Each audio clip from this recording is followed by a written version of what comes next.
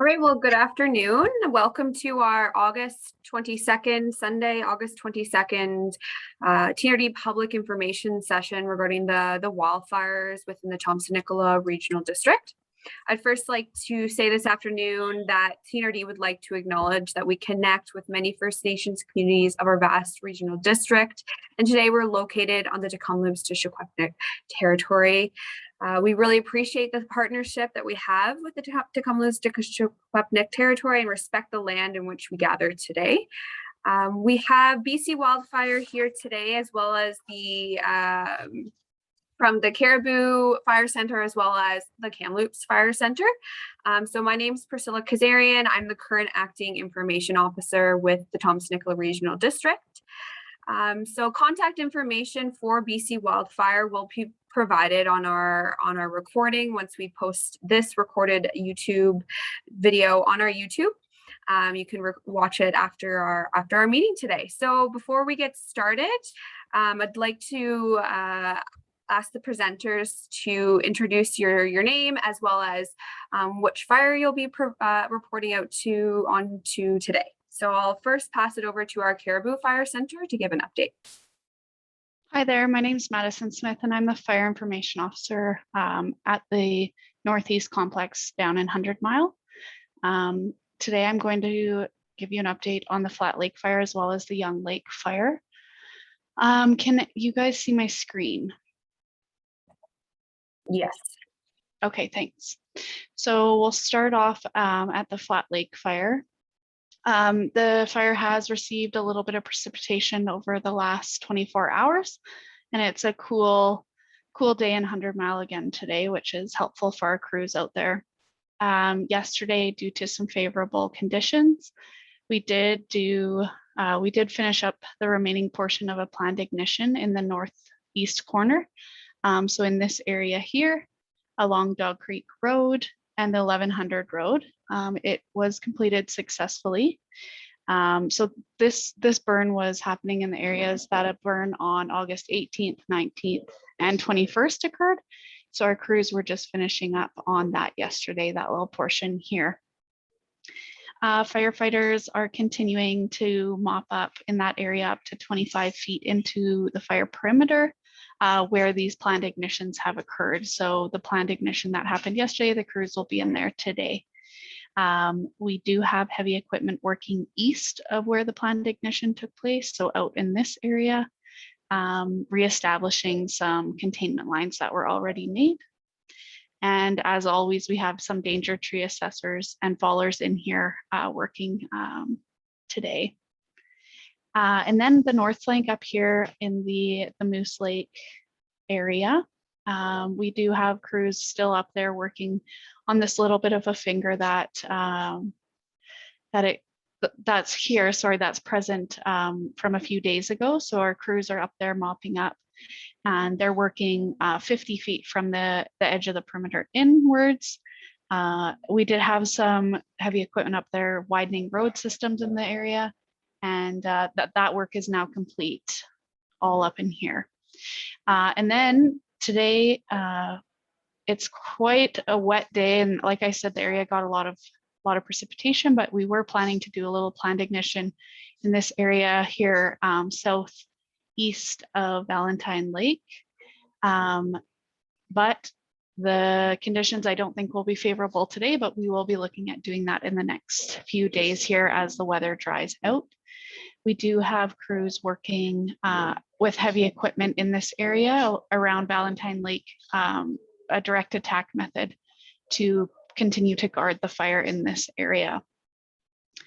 That's kind of all I have for the Flat Lake Fire today. Like I said, it's been quite quiet. The east portions and the south portions have been very quiet the last few days. We still have structure protection specialists in the east side here near Highway 97 that are assessing the need if there is still a need for structure protection apparatuses to be on properties. I'll now switch over to a different map here and talk about the Young Lake Fire. The Young Lake Fire has been very quiet. It has gotten a substantial amount of rain. We have been flying this one via helicopter every day to assess it. We haven't been necessarily direct actioning it, but if there's any activity pickup on it, we do action it right away. There was a few visible smokes on the interior portions of this fire yesterday, but they were all well within the perimeter and not a concern at this time. We have our structure protection specialists out there today that are doing some assessing the need for apparatuses to still be set up on properties in this area. And I think that's all I have today.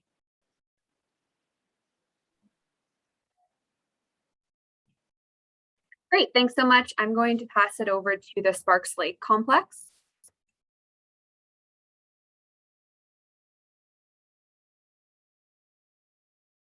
Sparks Lake Complex on the line today from BC Wildfire.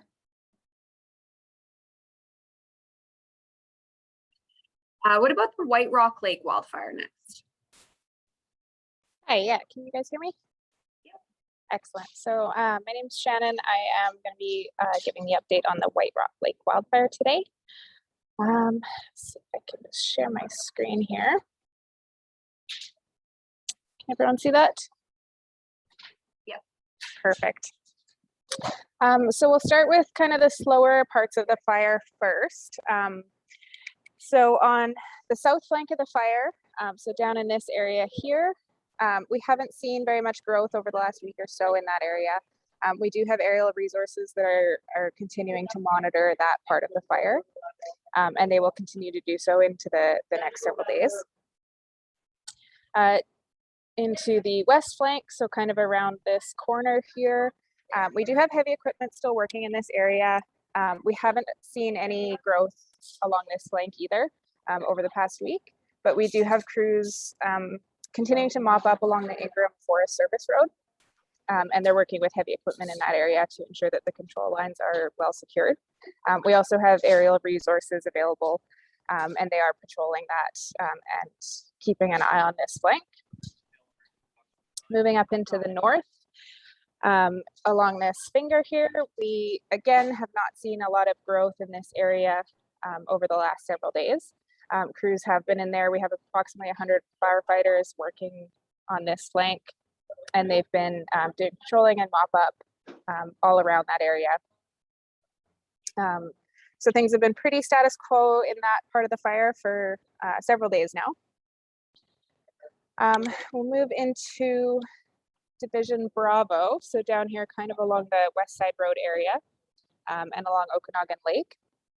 Currently we have 125 wildland firefighters working in this area, and mainly what they're doing right now is continuing to defend the pre-established containment lines that we have above the communities, and wherever possible they're working with our structure protection crews to protect structures in that area, and they'll be moving structure protection equipment around as necessary wherever the highest risks are in the vicinity of the fire perimeter. 2 nights ago now, people were seeing quite a lot of increased fire activity in this area. This is before the little bit of precipitation we got. Up on the hills, there was quite a lot of fire activity seen into the evening and overnight. But I just would like to reassure people that there was no actual growth of the fire in that area. All that activity was still within the fire perimeter. And it was just the unburned fuels that were lighting up that night. And then the night before last, fire activity died down a little bit in that area. The precipitation that we got around Vernon really did help sort of slow things down in there. But as everyone knows, there's been pretty historical drought codes recorded in the area, and the area is extremely dry right now. So the precipitation helped for about 24 hours there, and we are expecting, as it dries out again, to see a little bit more fire activity. We do have a lot of heavy equipment working in that area as well, and they're working on the containment lines around the old Terrace Mountain fire, which was sort of south of here. So crews completed a containment line that ties in from that 2009 Terrace Mountain fire, and it works towards Stewart Lake.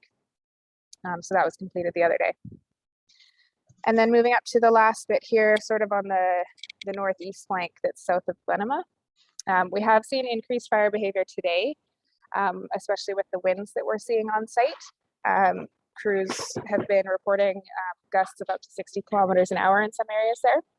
Operations had flagged this as a priority area for today. And so we do have helicopters bucketing wherever possible in that area where they're needed. We also have heavy equipment working. So today they completed a guard sort of east of the fire perimeter and working towards the north. So this is in the Irish Creek area. And then they're going to continue that on working westwards. So they're sort of trying to get a guard wrapped around this part of the fire. And they are anticipating to be able to get that done over the next 48 hours. We do have quite a few firefighters working out in that area. And our operations staff is very aware that the fire behavior has been picked up quite a lot during the day today. We are expecting the wind to increase throughout the night and kind of hold windy conditions through tomorrow as well.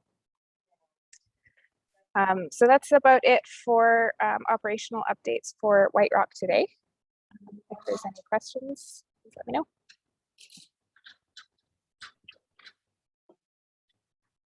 Thanks. Is there any updates actually to the east of this fire? Like along Okanagan Lake? More West Wold Monte Lake area.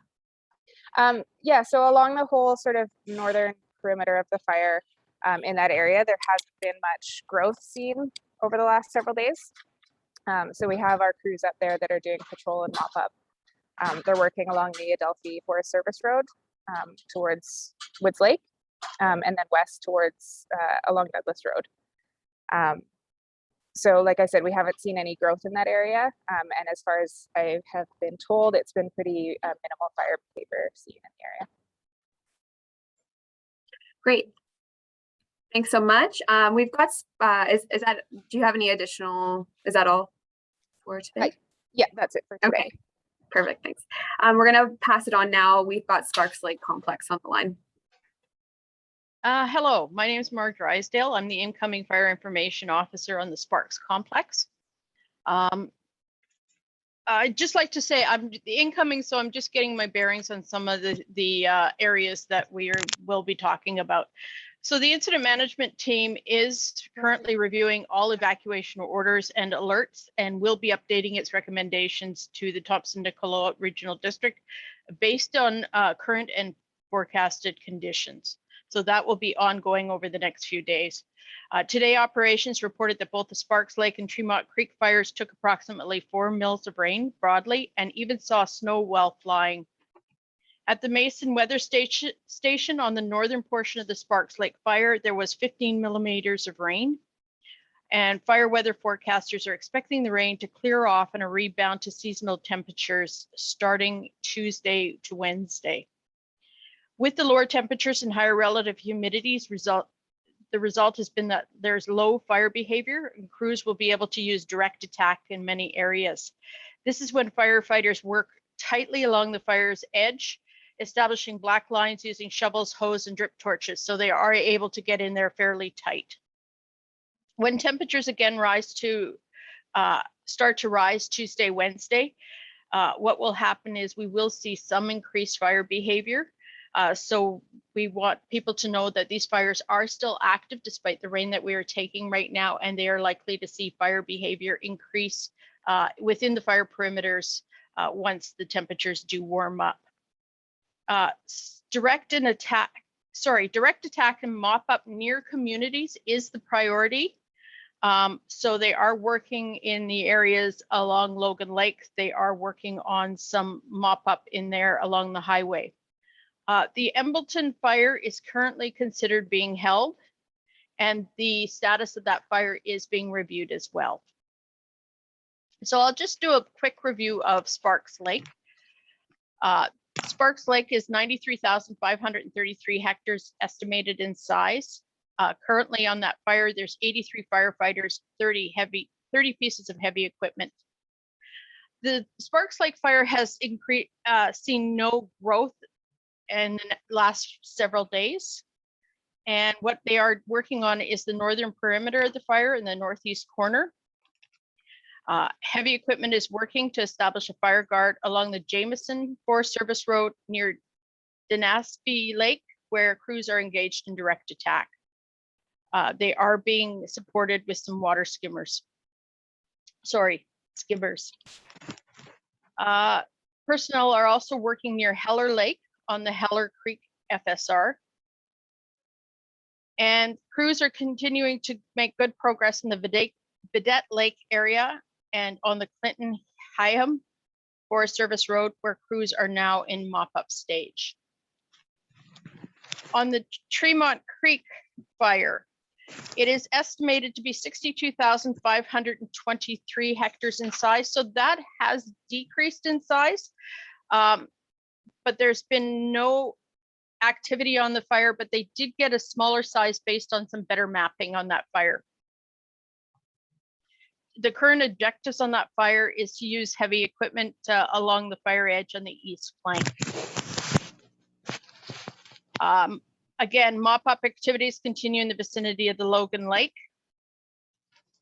And they are using heavy equipment to construct a contingency guard south of Cherry Creek, and it will connect the existing roads and lakes, which will serve as a natural fuel break. On the east flank, structure protection equipment has been established in Dominic, Fassy, and Pasca Lakes. Equipment is constructing a fire guard to the west of Fassy and Pasca Lakes, where ground crews are also engaged in direct attack. And that's my update for now. And again, we will have more details as I get a little more used to some of the place names. Great, thanks so much. We're now going to pass it over to the Litton Complex. Hello, good afternoon. My name is Shelley Bird. I am fire information with the Litton Complex. And the Litton Complex includes the McKay fire in the north, the Litton Creek, the McKay Creek, Litton Creek, Mohocan in the south, as well as the George Road fires. And I'm going to start up in the north. So with the McKay, across the complex, we have not seen any significant growth on the fires. The weather's been cooperating. We've had cooler temperatures. We've seen varying levels of rain across the complex. So that's been very positive in keeping fire activity low. In the McKay Creek fire, we've just completing the guard along the southwestern edge above the communities of the community of Lillooet, and securing that line. We have not seen any significant fire activity other than in this southwest corner. Crews have been on the ground and using helicopters bucketing to secure the line on the southwest towards Apple Springs. So continuing to mop that up and make sure that any fire does not continue back towards Apple Springs again. On the southwestern edge, we continue to helicopter bucket and monitor that. We did see some activity pick up yesterday afternoon as the winds got stronger, but the fuels are very sparse in that area. The biggest concern is more for it's very steep terrain and having burning debris that rolls down the hill towards the Highway 40 corridor. So crews are monitoring that closely in collaboration with the Hoyston communities along that corridor. So things are looking very positive on that one. And as was reported with I believe it was the Sparks, there was reports of snow in this side of the fire complex. So the cool temperatures, precipitation are really working in our favor. Heading to the south with the Litton Creek fire. Starting in the north, the guard work was completed along the north. This area to the north has received quite a bit of precipitation recently compared to the rest of the fire perimeter. We are still seeing some heat in that area, so crews continue to monitor for any fire behavior and helicopter bucketing as well. The fire has stayed up in the ridge above the Petani Valley. Things are looking very good in that area. Same along the Highway 1, the Highway 12 and Highway 1 corridor. Not a lot of activity there. Down with the George Road, they've been combining work between those two, making sure the fire stays above the Trans-Canada Highway, or the Highway 1, the Highway 12, and the communities below. So strengthening guard work along there, watching for any hot spots. We've got crews on the ground as well as helicopters bucketing to secure those lines. Continuing, there's not a lot of activity in the center of the fire perimeter. On the eastern side, where there's the extension to the east past Highway 8, that area has received the least amount of rain, and so really monitoring for fire starts, fire activity there. On a positive, yesterday it was quite warm there, and late afternoon winds picked up, and we still did not see a significant amount of fire activity. So that was a very positive yesterday. Crews continued bucketing. They expect to be complete, the fire guard extending from Highway 8. They have heavy equipment working along the fire perimeter from Highway 8 to the east, as well as from Highway 97C towards the west, and expect to have those two lines connect likely tomorrow. Another line is taking place, so a fire guard along the fire perimeter going from Highway 8 to the west, and that work is also almost complete. A lot of work taking place in collaboration with the Lower Nicola Indian Band and their fire department have been working to help maintain and mop up these areas. So very positive work happening there, and we're very pleased with the progress. Along the northern edge, again, there's been no significant fire growth. I know there was a question about where it is in terms of the Tremont fire. That northern edge has not grown at all. It is staying up above the river valley here. Crews are working on maintaining that line, laying some hose and looking at strategies to secure that northern flank. So a lot of the focus with the quiet fire activity on most of the other fires in the complex, there'd be a big focus on this eastern side, a lot of crews and equipment. We have had utilities and fire crews still working down Highway 8. So a lot of work happening in that corridor. And then structural protection has been completed in Noyach and continues down the Highway 8 corridor, being assessed for where the necessity is and where to protect those communities below the fire.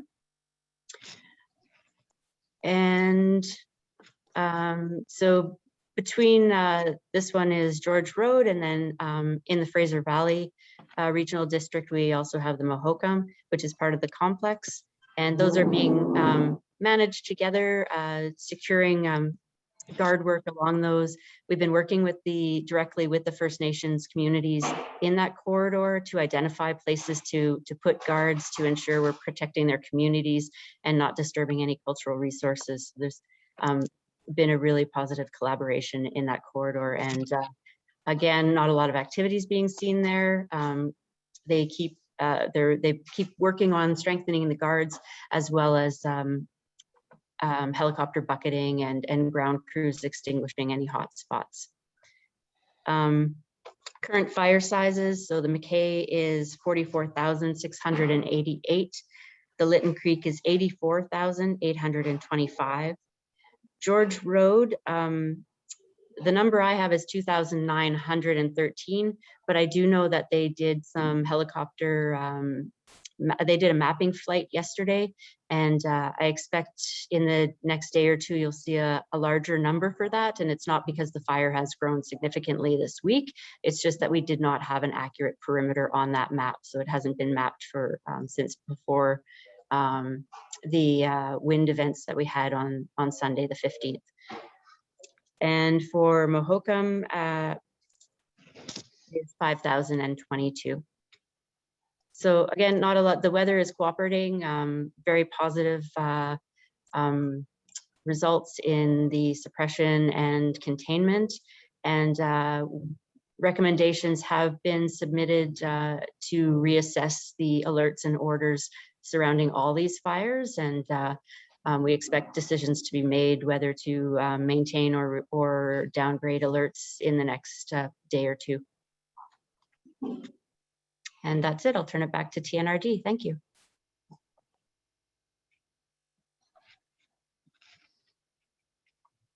Great, thanks so much, Shelley. And now we're going to pass it over to the Cascades Complex, including the July Mountain Fire with BC Wildfire. All right, hello, thanks everyone. I'm Claire Allen, Fire Information Officer with BC Wildfire Service for the Cascades Complex, and I'm joined here by Incident Commander Mike Tucker. We have the Garrison Lake Wildfire in the Princeton Manning Park area, as well as the July Mountain Fire just to the south of Merritt along the Coquihalla Highway. Just for the purpose of this being a TNRD audience, we'll just be speaking to the July Mountain Fire, and I'll turn it over to Mike for the operational update. And I will do my best to share my screen here. Just give me one moment.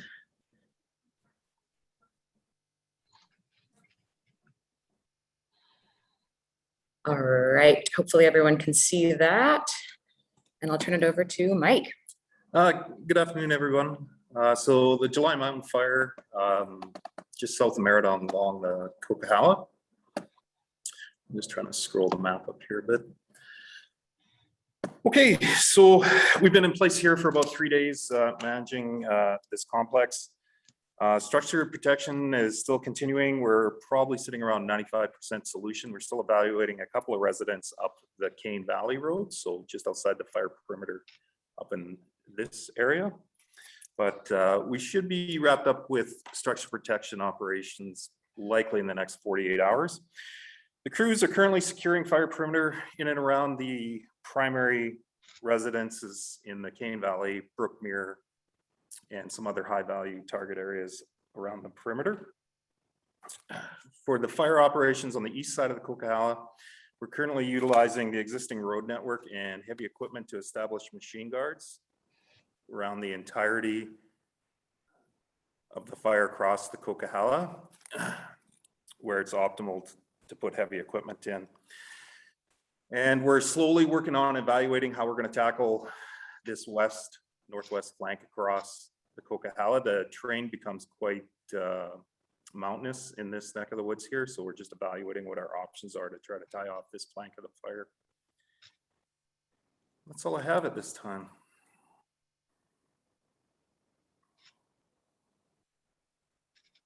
Great, thanks. Is there any other update from BC Wildfire? I think we're all good. And it doesn't look like we have any questions in the chat either. So if you don't have any additional information for us today, we'll let you get on to your busy day. And thank you so much for joining our TNRD update today. Okay, so we're going to move on now to the update from the Thompson-Nicola Regional District with regards to changes in alerts and orders and all clear. So we're just going to share the screen here to share our interactive dashboard, which will outline the information we're going to share today. Hopefully everyone can see my screen. So we'll start today, as mentioned earlier, with cooler temperatures, precipitation. We've got some good news with regards to downgrades from orders to alerts. So as a whole, 670 properties over the last few days have been downgraded from. Claire got a spot on there. Of course she did.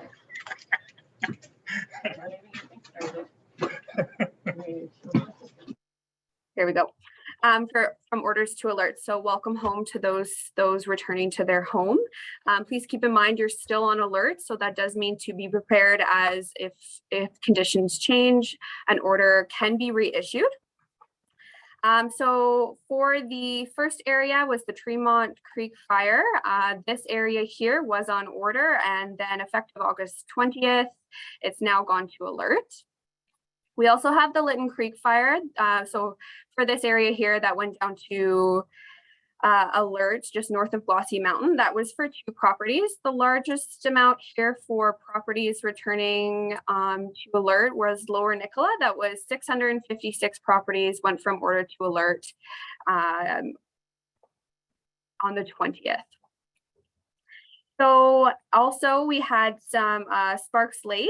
Today we downgraded 12 properties east of Bonaparte Lake in the Sparks Lake complex. We'll just show you up here. So this area, which was previously on alert, went down to order this morning. Was previously on order, went down to alert this morning. We also had a handful of downgrades from alerts to all clears, a large amount in the Sparks Lake complex, as mentioned from BC Wildfire. There's been some really good progression from help from weather and firefighting efforts. So with Sparks Lake, north of the Thompson River on the east end, there was 245 properties that went from alert to all clear. So the green area is all clear, just for everybody on the line. Orange is alert, and then red is order. So you can see here, this was the area that went to all clear, and that was effective on August 20th. We also had Darfield to McClear, which was 231 properties going to all clear with regards to the Sparks Lake complex.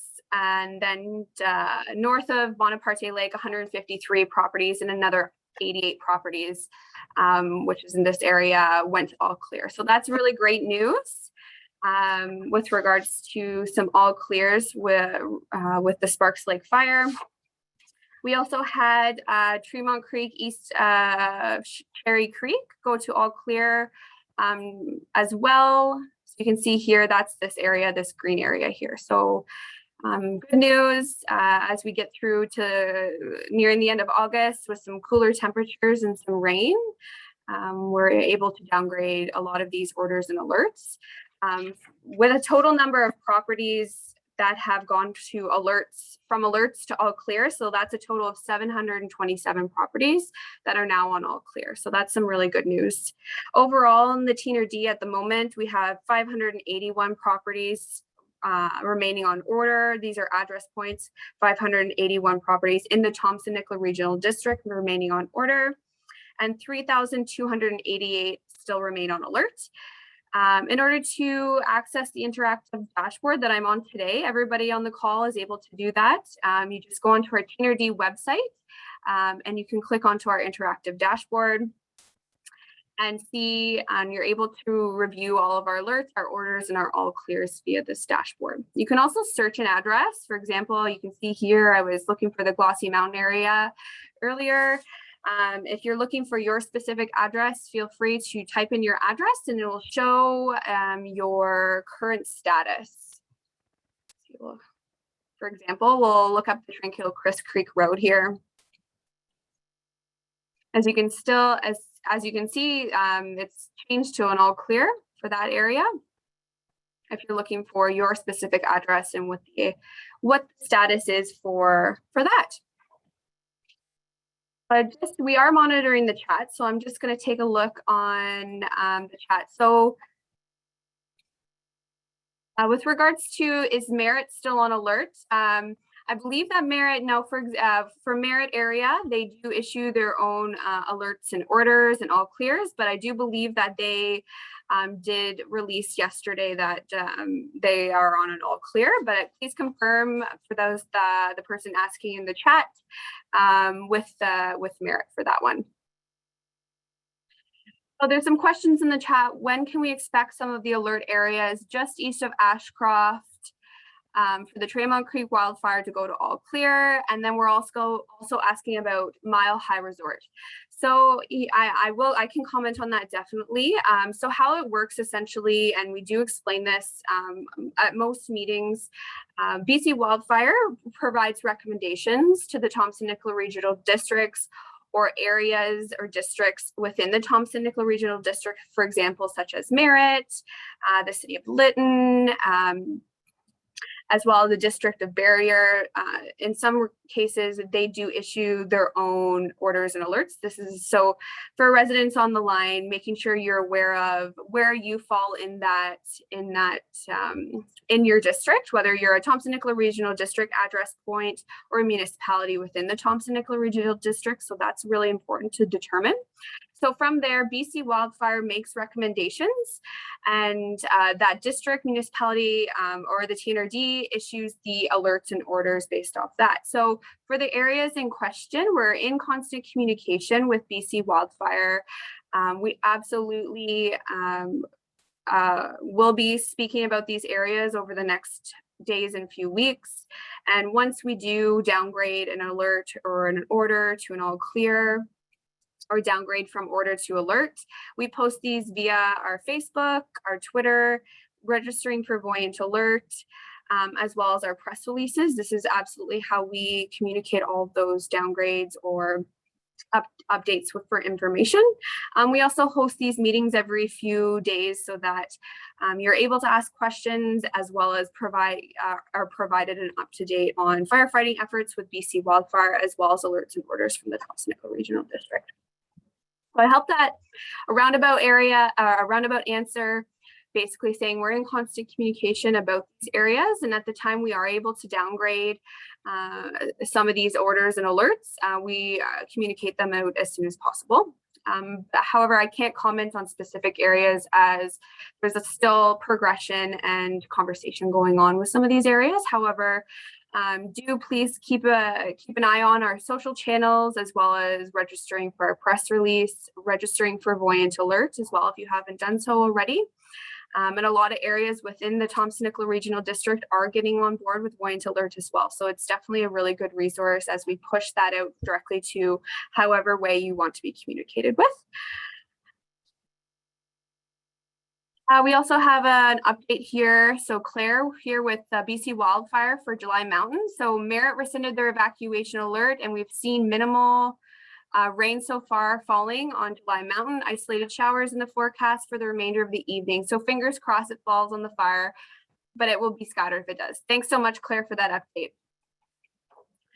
Okay, so this is the update for alerts and orders within the Thompson-Nicola Regional District. Again, you have access to reference this dashboard, so please do so at your leisure, as well as using our website to gather updates on our alerts and orders as they're posted there as well. So this is just a reminder as well that our Resiliency Center, we have an office in Tranquille Road on the North Shore, but you can also reach them via email, TNRD recovery at tnrd.ca, or via phone. The phone number is available on our website. For those of you who are evacuees, who've suffered loss, we're absolutely so sympathetic and sorry for everyone who's going through this at this time. Our Resiliency Center is there to help and provide resources and really start that healing process and the next steps for those who have been impacted with the wildfires this season. It's definitely a really great resource for you. There's constant communication going again with the Resiliency Center. We've got some questions around disposal and how that works. So for anybody who's wondering about, starting the cleanup process, the insurance process, connecting with Samaritan's Purse or BC Canadian Red Cross, please contact our Resiliency Center, as they're absolutely a great resource for you, and we'll continue working with you to ensure that those resources are available. Resources for returning residents as well is available on our Thompson-Nicola Regional District website. So if you go to our website, as well as, actually, you know what, I will just share my screen so I can show you exactly what to do here. So going to the Thompson-Nicola Regional District website. Services on our website, emergency services. You can see here that you'll see the contact for our Emergency Operations Center. We open at 8:30 approximately on a daily basis. Our end time is subject to change. It really depends on what's going on in the day. However, we do have a line. If you, if someone doesn't answer, you can leave a message, as well as we have an email address. So right at this moment, we are operating 7 days a week at our Thompson-Nicola District Emergency Operations Center, and this is how to contact us. As you can see here, if you go to the 2021 wildfires page, information for returning residents is available here. You can also see some other links, wildfire update information. This is where we post these recorded meetings. So again, this is recorded and will be available to everyone to access once the meeting has concluded today. So information for returning residents is all here. So there's some information about going back, what to do after a fire, re-entering your home or business. There's propane safety, as well as our Resiliency Center location and contact information. So I really encourage those of you who have questions around going forward, disposal, resources, or just really what's next, please contact our Resiliency Center, and we're here to help. Us at the TNRD, we want to help you as much as possible to proceed through this really difficult time for a lot of people. So next as well, visiting our Facebook page, like I mentioned, to keep up to date on what's going on within the Thompson-Nicola Regional District, what alerts and orders, our Facebook, Twitter, our interactive dashboard that we shared today, registering for Voint Alert, as well as press releases. We will be holding these meetings every few days. Our next one will likely be either Tuesday or Wednesday at this point. Please continue to use our Thompson-Nicola Regional District question page, which we post when we schedule these meetings. We do look at those questions and we either answer them as a general answer on these calls, or we are following up directly depending on what the question is and what agency can answer. For road closures, ensuring that you're referencing Drive BC, they have an a map as well that you can look at to determine what road closures there are, as well as the conditions of the road. And for further information, feel free to reach out to our Emergency Operations Center. If you have questions, if you're looking for more information around permits, or really just looking for more information around if you have suffered any damage or structure loss, if you are currently on order and not able to see your property, please feel free to reach out to us. We are really trying to get onto the ground when it's safe to do so for our staff and do some damage assessment and follow up with those property owners. So it's a lot easier when we have your contact information. So if you are wondering or just want to be on our list of property owner contact so that we can follow up with you easily, if we do have information on your property, please reach out to our Emergency Operations Center, and we'll be able to either provide you some information or keep you on our list to keep you updated. So if there aren't any other questions, we will conclude a little bit early today. Again, welcome home to those who are now from order to alert. And please keep up to date on all our channels, referencing our interactive dashboard.